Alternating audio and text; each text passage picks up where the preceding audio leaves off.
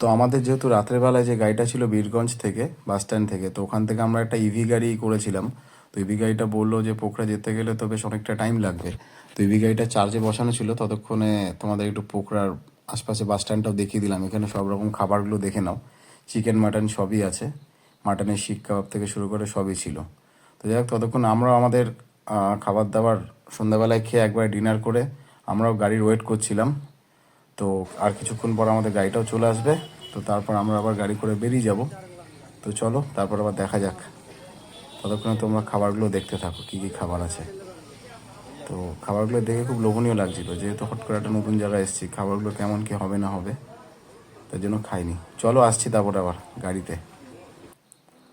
তো এখন গাড়িতে করে অলরেডি অনেকটা আসার পরে, যেহেতু আমরা নেপালের অনেকটা ভেতরে ঢুকে গেছিলাম, তো হঠাৎ একটু ঠান্ডা ঠান্ডা লাগছিল। তাই সবাই কী করছিল, ততক্ষণে যার যার জ্যাকেট স্যাকেট ছিল সব বার করছিল, আর আমি ততক্ষণে একটু বাইরেটাও ঘুরে নিলাম কেমন কি।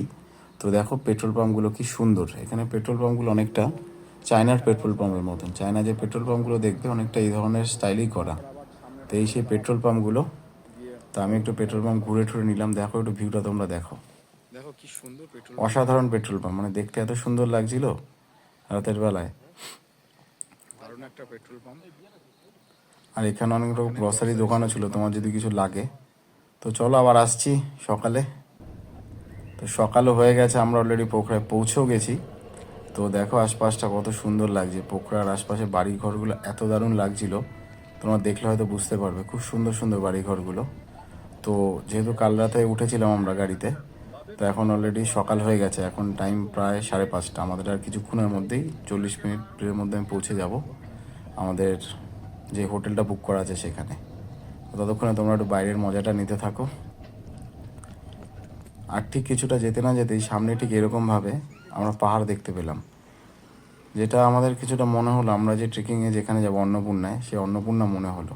কিন্তু আশপাশে অনেককে জিজ্ঞেস করায় কেউ আমাদের সেভাবে কিছু বলতেও পারলো না।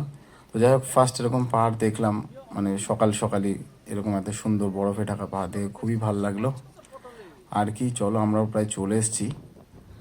তো আর কিছুটা রাস্তা, ড্রাইভার দাদাকে জিজ্ঞেস করলাম, সে তো বললো চলে এসছে আর সামনে আধা ঘন্টা রাস্তা আছে বললো। তো যাই হোক, এই বলে আমরাও এগোচ্ছিলাম, খুব এক্সাইটেড মধ্যেই ছিলাম। আর দেখো এরকম সকালবেলা এরকম পাহাড়, বরফে ঢাকা পাহাড় দেখতে কার না ভাল লাগে। তো চলো আবার হোটেলে গিয়ে কথা হচ্ছে। সকাল তো সকাল সকাল বেরিয়ে সকাল হোটেলে চলে এসে এসেছি। এখন প্রায় বাজে 6:30। দেখতেই পাচ্ছ এরকম তোমরা। ব্ল্যাক টি দিয়ে গেছে। তো আমরা তো এখন যে বাইরে লজটা এসেছি, প্রচণ্ডই ঠান্ডা ছিল, মানে এই ভালোই লজটা ঠান্ডা হলো বলতে ট্রেগাস গেলে। লজ। ঠিক আছে, তো ট্রেগাস লজ চলো 1 2 ব্ল্যাক 3। টিটাও খাওয়া যাক, তারপর একটু রেস্ট করব।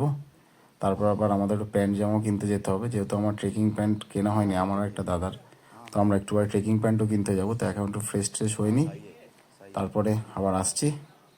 চলো। তো আমরা চলে এসেছি ট্রেগাস লজে। তো এখন সকাল 6:30 বাজে। তো সেখানে তো বেরিয়ে পড়লাম সে প্যান্ট কিনতে। তো এখন আমরা আছি পোখারা, মানে যে ফিওর লেকের লেক সাইডে ওখানে আমাদের হোটেলটা ছিল, সেখানেই আছি। প্যান্ট ট্যান্ট কিনবো আমরা, তারপর একবারে দুপুরবেলায় ট্রেকিংয়ে বেরোবো। চলো আপাতত ভিডিওটা এইটুকুই, আবার আসছি পরের ভিডিওতে।